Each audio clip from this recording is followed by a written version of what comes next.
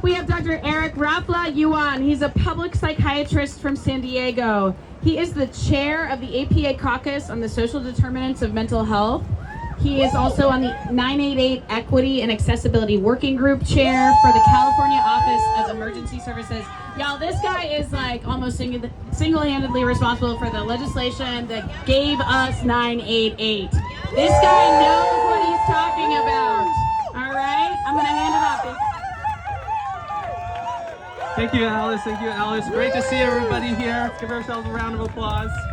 You know, when we were organizing this, I was not sure what the turnout was going to be because psychiatrists are not used to rallying. So I am very deeply appreciative for everyone here today showing up. Good. Hopefully we get it in more states. And so deeply appreciative for seeing everyone out here today, standing up for Medicaid, standing up for SAMHSA, and standing up for public health. So as Alice mentioned, so I'm a public psychiatrist. I'm in San Diego. Welcome to California. So in San Diego, approximately a third, and across all of California, about a third of our residents are on Medi-Cal, which is California's Medicaid program. And about a third of those are children. And so when we talk about who gets benefit from Medicaid, from Medi-Cal, these are families, these are people that we know and we take care of. These are us, as Gary was saying. And so this is something that touches the lives of every community, every neighborhood, and every family. And so I appreciate everyone being here to stand up for folks, including those folks that couldn't be here today to stand up for themselves. And so you've heard also a lot about SAMHSA. So what is SAMHSA, right? So a lot of people actually don't know what SAMHSA is. And as a psychiatrist, I like to explain to folks. This is our one and only federal mental health and substance use agency. So it stands for the Substance Abuse and Mental Health Services Agency. And this is the program that is federal agency that's responsible for our national programs to treat and prevent mental health conditions and substance use disorders. So things that are like opiate overdose prevention efforts, these go through SAMHSA. A program that I care a lot about is 988. Raise your hand or make some noise if you've heard of 988.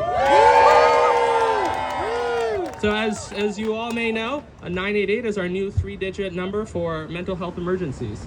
And so it's replaced the prior suicide prevention lifeline and is really a 3-digit number that people can reach out to anywhere in the US, 24/7 in any language if they need help, whether that's suicide prevention, a mental health crisis, an overdose related incident.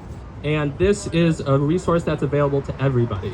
And here in California, so as was mentioned, I chair the California Office of Emergency Services 988 Equity and Accessibility Working Group. Long name, don't worry about that. The important part is that we want everyone in California to be able to use 988 and get great services, no matter what language they speak, what neighborhood they live in, what county they're in.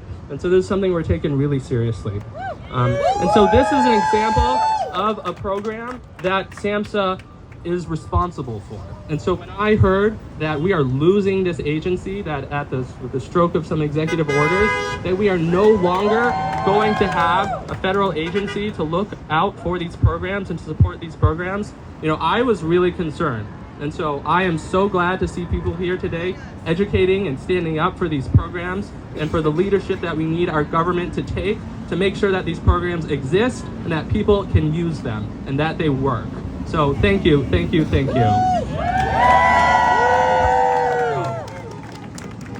I want to talk very quickly about some follow-up points of what you can do today. So we want folks to be able to reach out and talk to their members of Congress, and that seems really complicated and really scary sometimes, but there are QR codes going around on leaflets that have instructions on how to do this. Even easier, the APA, American Psychiatric Association, you know, many of us are here for an APA-related event, so shout out to APA.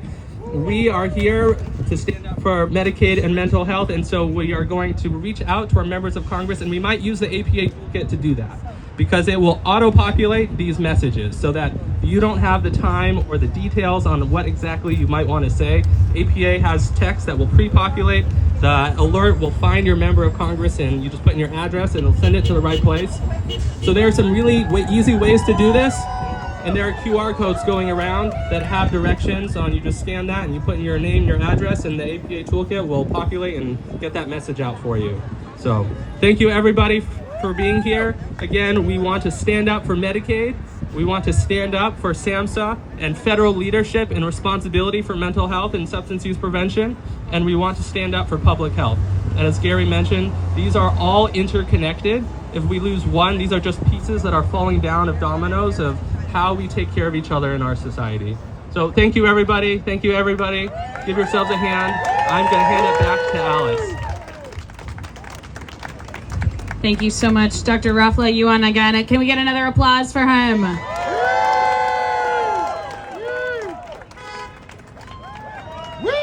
We won't suffer so they get paid. No cuts to SAMHSA and Medicaid. We won't suffer so they get paid. No cuts to SAMHSA and Medicaid. We won't suffer so they get paid. No cuts to SAMHSA and Medicaid. We won't suffer so they get paid. No cuts to SAMHSA and Medicaid. We won't suffer so they get paid. No cuts to SAMHSA and Medicaid. We won't suffer so they get paid. No cuts to SAMHSA and Medicaid. Okay, all right, guys. I love the energy.